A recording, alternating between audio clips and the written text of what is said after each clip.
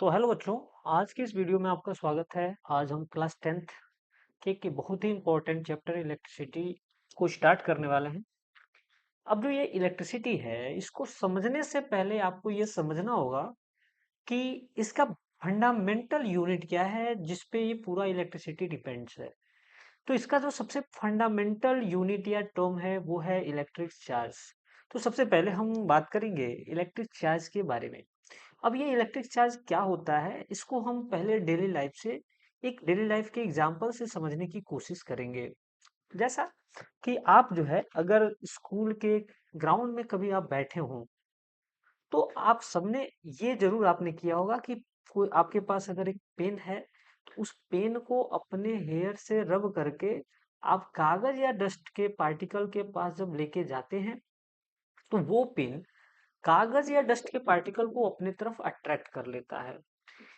ये चीजें सबके साथ ऑलमोस्ट हुई होंगी, पर कभी भी आपने ये नहीं सोचा होगा कि ऐसा क्यों होता है।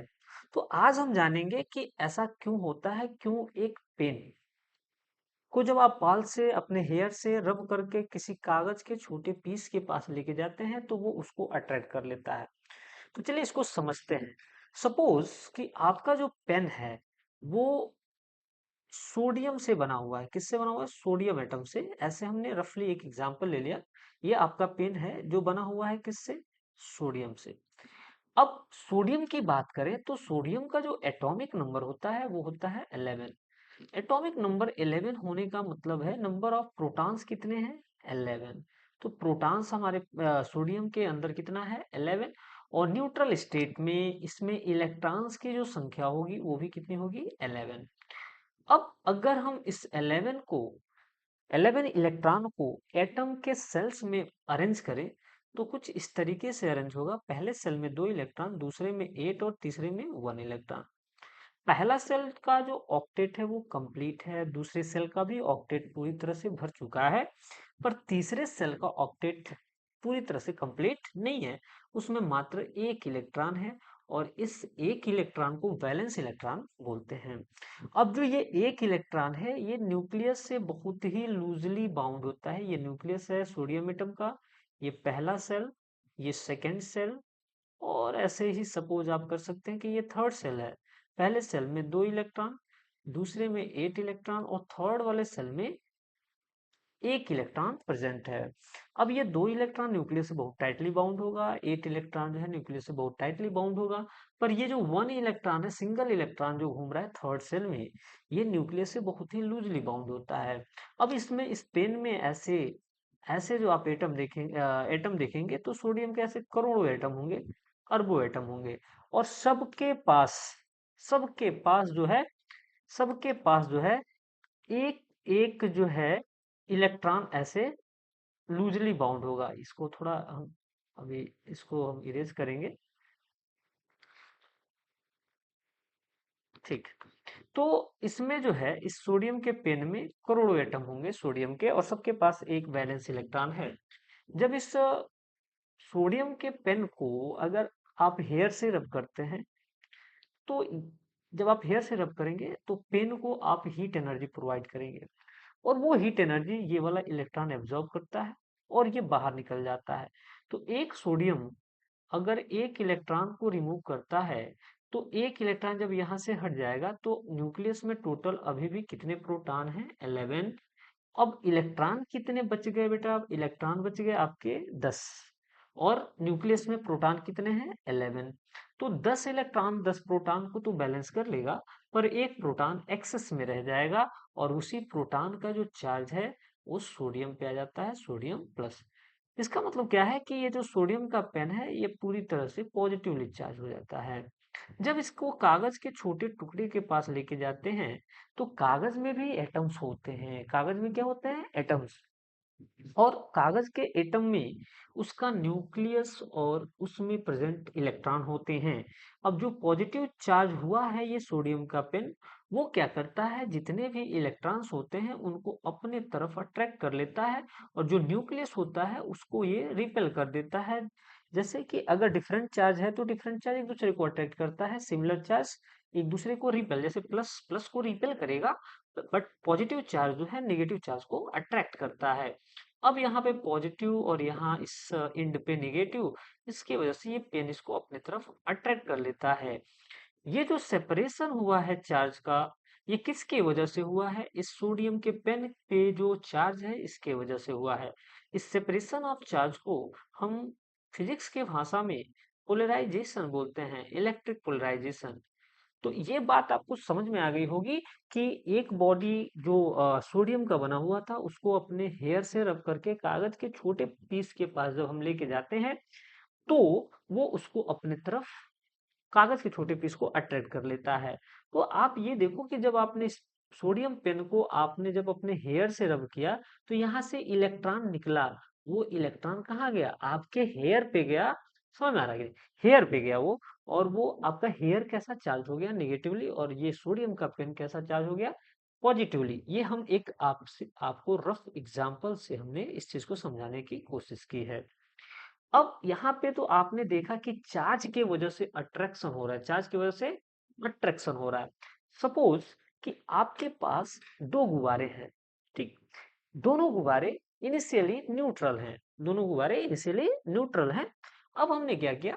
दोनों को एक पास लाया। तो जब दोनों न्यूट्रल हैं तो ना ही उनके बीच अट्रैक्टिव फोर्स लगेगा ना ही रिपल्सिव फोर्स लगेगा, क्योंकि दोनों ही न्यूट्रल हैं। जैसे यहाँ पे एक गुब्बारा ये और एक गुब्बारा, दोनों एक दूसरे के पास आएंगे तो कोई इंटरेक्शन नहीं होगा। लेकिन अगर हम एक गुब्बारे को अगर अपने हेयर से रब कर दें तो मान लो कि गुब्बारा जो है इलेक्ट्रॉन रिमूव कर दिया आपके हेयर पे, तो ये पॉजिटिवली चार्ज हो जाएगा। ऐसा आप मान लो, तो ये पॉजिटिवली चार्ज हो जाएगा और ये जो गुब्बारा है न्यूट्रल है।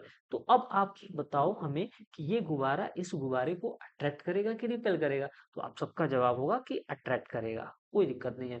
अब हमने क्या किया? इस दूसरे वाले गुब्बारे को भी अपने हेयर से रब कर दिया। और जब इसको भी आप हेयर से रब करेंगे तो जाहिर सी बात है इस पे भी चार्ज कैसा आ जाएगा?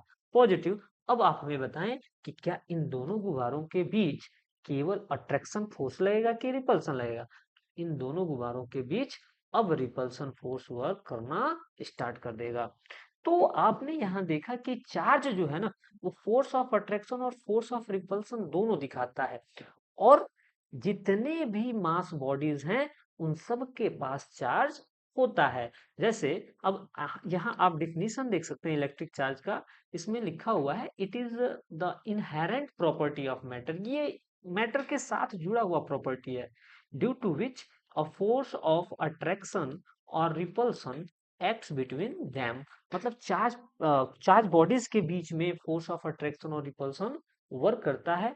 और ये जो चार्ज वाली प्रॉपर्टी है ये इनहेरेंट होती है, जैसे ही कोई मैटर या सब्सटेंस बनता है उसके साथ ही साथ जो है चार्ज वाली प्रॉपर्टी इंक्लूड होती है। तो डिफिनीशन में कोई समस्या नहीं होनी चाहिए। It is the inherent property of matter due to which a force of attraction और रिपल्सन एक्ट बिटवीन देम। इसमें आपको दो टाइप फिगर दिखाई दे रहे होंगे, एक फिगर ये है और एक फिगर ये है। अब दोनों फिगर में अगर आप देखें तो पहले फिगर में दो गुब्बारे हैं, एक गुब्बारा ये अभी चार्ज नहीं है तो एक दूसरे टच में है, कोई दिक्कत नहीं है। लेकिन जब दोनों गुब्बारे को हम अगर चार्ज करते हैं, जैसे कि हमने बताया कि हेयर से रब कर दिया, तो जब हेयर से रब करोगे तो जो चार्ज यहाँ आएगा वही चार्ज इस पे भी आएगा। सपोज इस पे पॉजिटिव चार्ज आया तो इस पे भी कैसा चार्ज आएगा? पॉजिटिव, क्योंकि गुब्बारा जो है एक ही टाइप के मटेरियल से बना हुआ है तो दोनों पे चार्ज सेम आएगा। तो दोनों पे चार्ज सेम तो उन दोनों के बीच में रिपल्सन होगा। दूसरा हम एग्जाम्पल देखेंगे जो कि यहाँ फिगर दिख रहा होगा आपको। यहाँ पे एक ग्लास रॉड है, ये ग्लास रॉड है और ये जो है सिल्क का कपड़ा है। जब हम ग्लास रॉड को सिल्क के कपड़े से रब करते हैं तो ग्लास रॉड जो है इलेक्ट्रॉन को रिमूव करता है। ठीक है, तो ग्लास रॉड इलेक्ट्रॉन को रिमूव कर रहा है, इसका मतलब इस पे चार्ज कैसा आएगा? पॉजिटिव। और इलेक्ट्रॉन को सिल्क रॉड ले रहा है तो उस पे नेगेटिव चार्ज। तो एक चीज तो क्लियर है कि जब डिफिशियंसी हो रही है इलेक्ट्रॉन की, डिफिशियंसी ऑफ इलेक्ट्रॉन हमें क्या दे रहा है? डिफिशियंसी ऑफ इलेक्ट्रॉन हमें पॉजिटिव चार्ज प्रोवाइड कर रहा है। तो यहाँ पे एक चीज तो क्लियर है कि डिफिशियंसी डिफिशियंसी ऑफ इलेक्ट्रॉन्स हमें दे रहा है पॉजिटिव चार्ज। और एक्सेस जैसे यहाँ पे चार्ज नहीं था, एक भी चार्ज नहीं, एक भी इलेक्ट्रॉन नहीं था। जब हम ग्लास रॉड को जो है सिल्क कपड़े से रब किए हैं, तो यहाँ से इलेक्ट्रॉन आया है सिल्क कपड़े पे, तो सिल्क कपड़े पे, सिल्क के कपड़े पे इलेक्ट्रॉन बढ़ चुका है। तो यहाँ पे है excess of electron, excess of electrons, और एक्सेस ऑफ इलेक्ट्रॉन दे रहा है निगेटिव चार्ज। तो ये पूरे चार्ज की कहानी है। अब इस तरीके से अगर आप देखें तो चार्ज के दो टाइप्स हो जाते हैं, एक पॉजिटिव चार्ज और एक नेगेटिव चार्ज। पॉजिटिव चार्ज आपको कब मिलता है? जब किसी भी मटेरियल या सब्सटेंस पे इलेक्ट्रॉन की डिफिशियंसी हो, तो उस मटेरियल पे कैसा चार्ज आएगा? पॉजिटिव। और जिस सब्सटेंस पे इलेक्ट्रॉन एक्सेस में आ जाते हैं, वो मटेरियल, वो सब्सटेंस निगेटिवली चार्ज हो जाता है। अब जो चैप्टर का नाम है, इस पे हम बात करते हैं। चैप्टर का जो नाम है वो है इलेक्ट्रिसिटी। इलेक्ट्रिसिटी है क्या? इलेक्ट्रिसिटी एक्चुअली में एनर्जी है जो चार्ज के मोशन के वजह से मिलती है। जैसे कि आपने देखा होगा कि अगर एक बल्ब को बैटरी से जोड़ा जाए, बल्ब को बैटरी से, बैटरी वैसे आपने सबने देखा होगा, बैटरी या सेल से जब हम किसी बल्ब को जोड़ते हैं तो वायर के थ्रू जोड़ते हैं। जैसे हम ऑन करते हैं तो करंट फ्लो होने लगता है। करंट फ्लो होने का मतलब उसमें इलेक्ट्रॉन दौड़ने लगता है पूरे वायर में। तो इलेक्ट्रॉन एक्चुअली लेके दौड़ता क्या है? एनर्जी लेके दौड़ता है। ठीक है, तो एनर्जी लेके दौड़ता है और वो एनर्जी जो है सेल से लेके जाता है और वो बल्ब को दे देता है। ठीक है, तो यहाँ पे क्या हो रहा है? इलेक्ट्रिसिटी फ्लो हो रही है। क्या फ्लो हो रही है? इलेक्ट्रिसिटी मिल रही है, और वो इलेक्ट्रिसिटी हमें बल्ब में दिखाई दे रहा है। और वो इलेक्ट्रिसिटी किसके वजह से मिल रही है? Due to flow of charge के वजह से, due to flow of charge की वजह से। तो इलेक्ट्रिसिटी क्या है? It is the energy of charge particle due to flow of charge is called electricity. ठीक है, तो जो एनर्जी चार्ज पार्टिकल के पास है, किसके वजह से? फ्लो ऑफ चार्ज की वजह से, उसको हम इलेक्ट्रिसिटी बोलते हैं। ठीक है, चलिए नेक्स्ट हम देखते हैं। नेक्स्ट पे क्या है कि चार्ज के बारे में कुछ चीजें हैं। जैसे चार्ज को हम डिनोट कैसे करते हैं? तो चार्ज को या तो कैपिटल क्यू से या फिर स्मॉल क्यू से हम डिनोट करते हैं, रिप्रेजेंट करते हैं। इलेक्ट्रिक चार्ज जो है स्केलर क्वांटिटी होता है। स्केलर क्वांटिटी मीन्स इसके पास केवल और केवल मैग्नीट्यूड होता है। क्या होता है? मैग्नीट्यूड। या इसको हमको एक्सप्रेस अगर करना हो तो हमें केवल मैग्नीट्यूड चाहिए, डायरेक्शन की जरूरत नहीं होती है। अगर हम इसके एसआई यूनिट की बात करें, एसआई यूनिट, तो एसआई जो यूनिट होता है वो होता है कूलाम। क्या होता है? कूलाम, जिसको सी से रिप्रेजेंट किया जाता है। और भी इसके यूनिट जैसे 1 मिली कूलाम अगर हम बात करें, 1 मिली कूलाम, तो वो होता है 10⁻³ कूलाम। 1 माइक्रो कूलाम, तो ये 10⁻⁻6 कूलाम। इंपॉर्टेंट है, ये इंपॉर्टेंट है। 1 milli coulomb 10⁻³ coulomb, 1 micro coulomb 10⁻6 coulomb. अगला पॉइंट है कि the smallest charge on a particle is known as fundamental charge और एलिमेंट्री चार्ज। मतलब स्मॉलेस्ट चार्ज मतलब इससे छोटा चार्ज पॉसिबल नहीं है। और ये ई की जो वैल्यू है आप यहाँ देख सकते हैं, यहाँ पे लिखा हुआ है ई की वैल्यू 1.6 इंटू 10⁻⁻19 कूलम। ये सबसे छोटा चार्ज है, इससे छोटा चार्ज पॉसिबल नहीं है। इसलिए इसको हम फंडामेंटल चार्ज या एलिमेंट्री चार्ज भी बोलते हैं। जैसे अगर आपसे कोई कहे कि 2 × 10⁻⁻20 कूलम, क्या ये किसी ऑब्जेक्ट को ये चार्ज दिया जा सकता है? बिल्कुल नहीं दिया जा सकता, क्योंकि ये इससे जो है ये छोटा है और इससे छोटा चार्ज पॉसिबल नहीं है। ठीक है, अब इसके बाद से है कुछ पॉइंट्स हम यहाँ पे दिखाना चाहेंगे आपको। जैसे कि charge on proton, charge on proton, proton को प्लस से दिखाते हैं, पी पे प्लस, वो होता है प्लस ई, मतलब प्लस 1.6 इंटू 10⁻⁻19 कूलम। अगर हम बात करें चार्ज ऑन इलेक्ट्रॉन, तो ये होता है माइनस ए, तो ये होगा -1.6 इंटू 10⁻⁻19 कूलम। अब ये ध्यान रखिएगा कि इलेक्ट्रॉन के अगर इलेक्ट्रॉन बताना होगा तो ई के ऊपर माइनस होगा। अगर केवल सिंगल ई है तो वो फंडामेंटल चार्ज है। अगर हम बात करें चार्ज ऑन प्रोटॉन की, charge on charge on neutron की, तो न्यूट्रॉन पे ऐसे जीरो हम लगाते हैं, वैसे ही पता चल जाता है इस पे कोई चार्ज नहीं होता है। ठीक है, नेक्स्ट टाइप्स ऑफ चार्ज। तो हमने बताया अभी कि दो टाइप हैं चार्ज के, एक है पॉजिटिव चार्ज और एक है नेगेटिव चार्ज। पॉजिटिव चार्ज कब मिलता है हमें? Due to deficiency of electrons. Negative charge due to excess of electron. यहाँ पे नोट एक है कि like charge repel to each other, unlike charge attract to each other. Similar charge एक दूसरे को रिपेल करते हैं, जैसे पॉजिटिव पॉजिटिव और पॉजिटिव एक दूसरे को क्या कर रहे हैं, रिपेल। निगेटिव और निगेटिव एक दूसरे को रिपेल। बट एक अगर पॉजिटिव है और एक निगेटिव है तो ये एक दूसरे को अट्रैक्ट करते हैं। चल, अब देखते हैं properties of charge. Properties of charge क्या होता है? तो इसके चार्ज के तीन मेन प्रॉपर्टीज हैं, ठीक है। पहला है additivity of charge, second quantization of charge, और थर्ड है कंजर्वेशन ऑफ चार्ज। बहुत सीधी सीधी बातों में इसको समझेंगे। एडिटिविटी ऑफ चार्ज क्या है? तो देखो, फिजिक्स में अगर हम बात करें तो क्वांटिटीज दो टाइप की होती है, एक वेक्टर और एक scalar.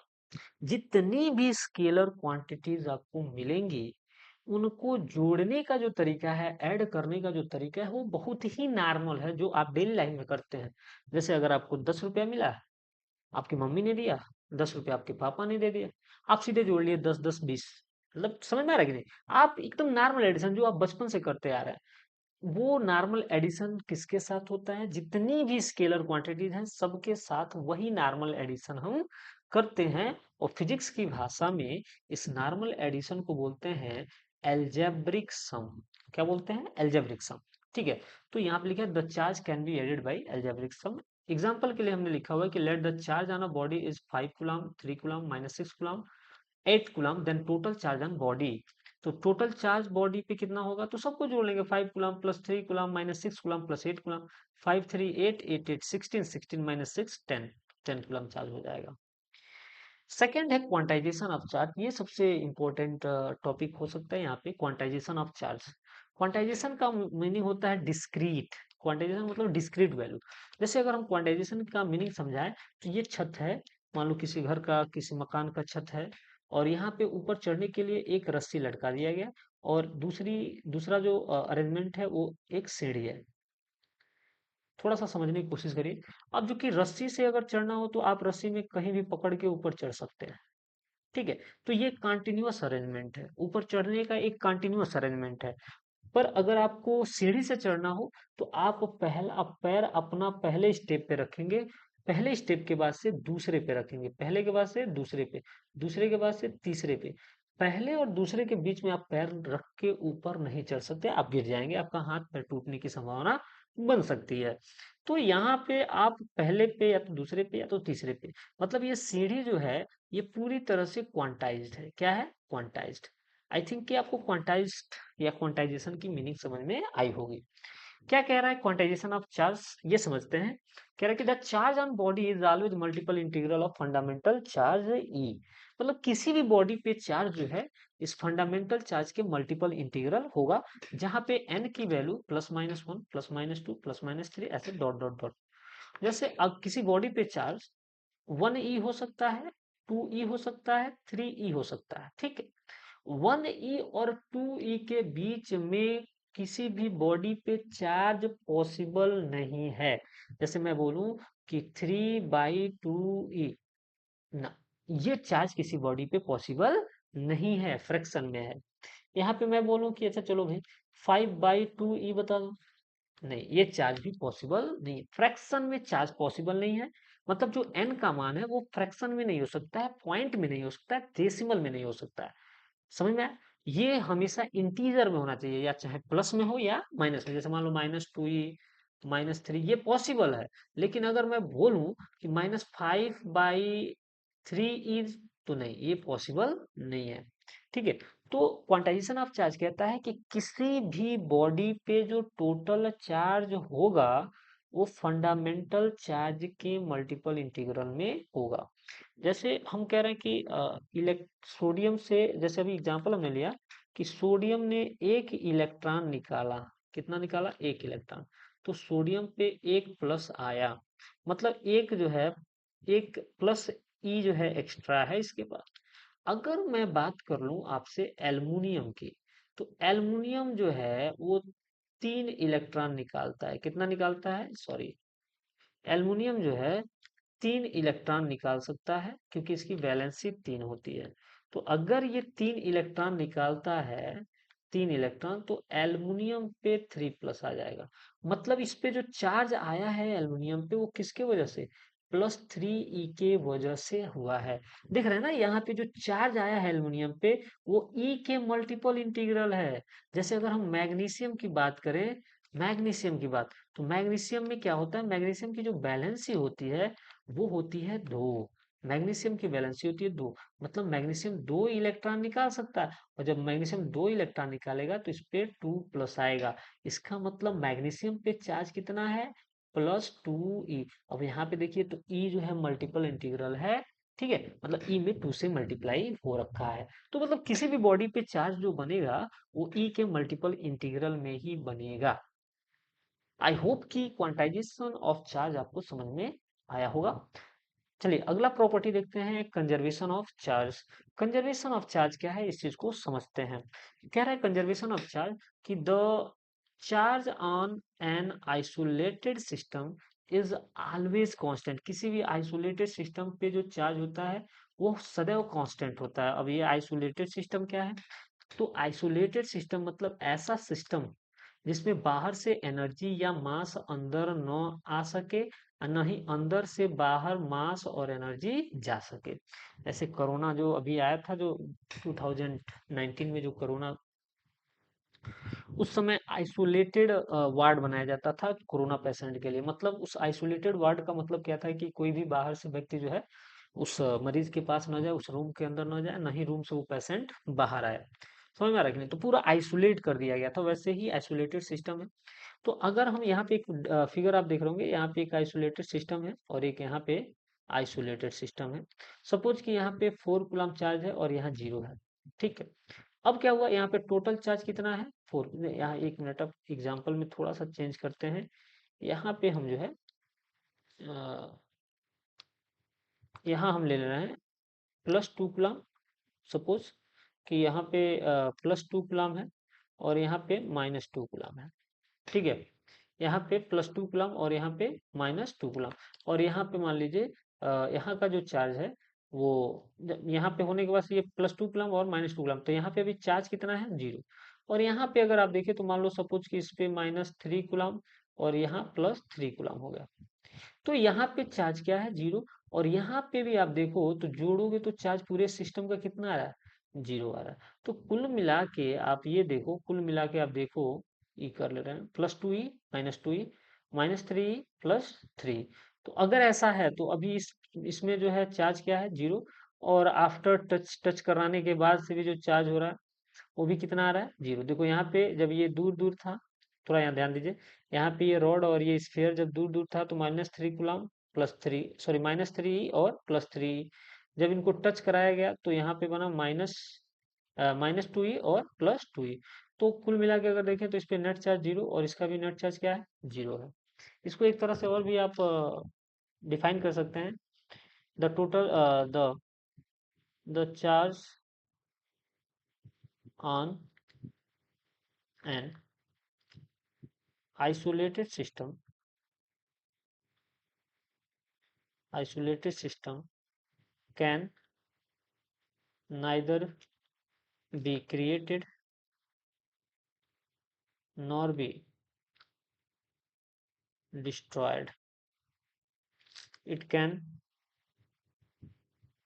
only transfer from one body to another body।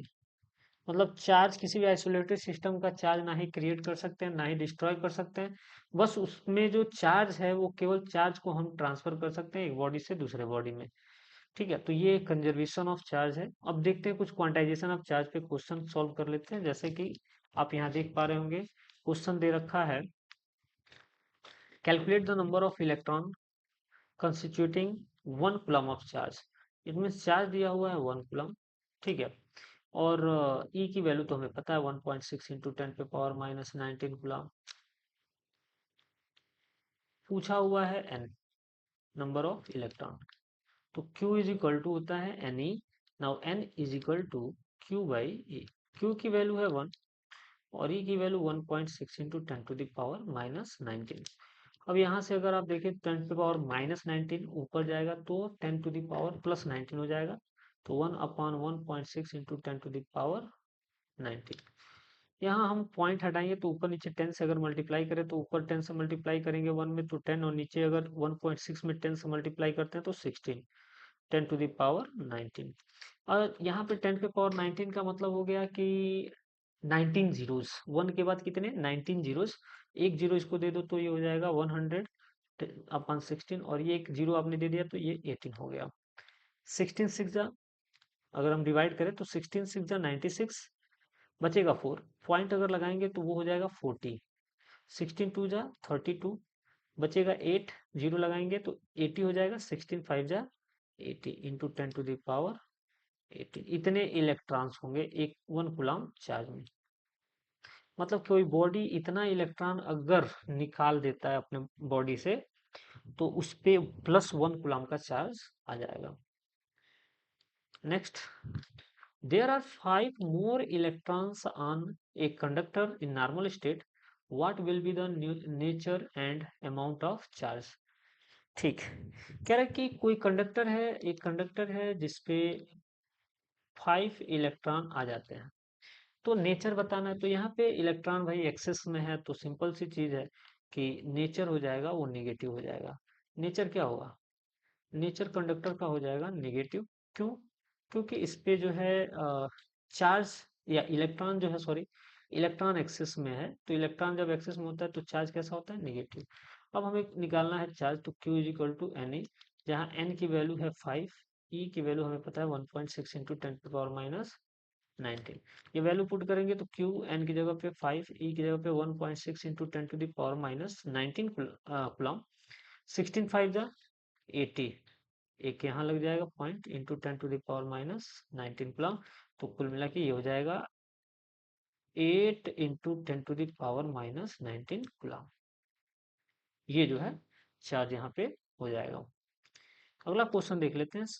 Last question इसका है कि on a conductor there is 6.4 into 10⁻19 coulomb positive charge, how many electron are more or deficient on this conductor from the normal state. इतने जो है ये जो है किसी भी कंडक्टर पे ये चार्ज दिया हुआ है, तो क्यू दे दिया है 6.4 इंटू 10⁻19 कूलम, और ई की वैल्यू हमें पता है 1.6 इंटू 10⁻19 कूलम। पूछा है एन, कोई दिक्कत नहीं है, आप क्वांटाइजेशन वाले फॉर्मूले का यूज करेंगे, Q is equal to n a, now n is equal to q by a. Q की value 6.4 into 10⁻19 divide by 1.6 into 10⁻19। 10⁻19 से 10⁻19 कट जाएगा, यहाँ से दोनों से पॉइंट हट जाएगा, 64/16, तो ये हो जाएगा 16 4 जा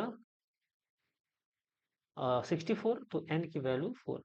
अब चूंकि पॉजिटिव चार्ज है ना, देखो यहाँ पे लिखा है पॉजिटिव चार्ज, क्या लिखा है पॉजिटिव चार्ज, तो यहाँ पे डिफिशियंसी होगी, तो 4 इलेक्ट्रॉन्स डिफिशियंट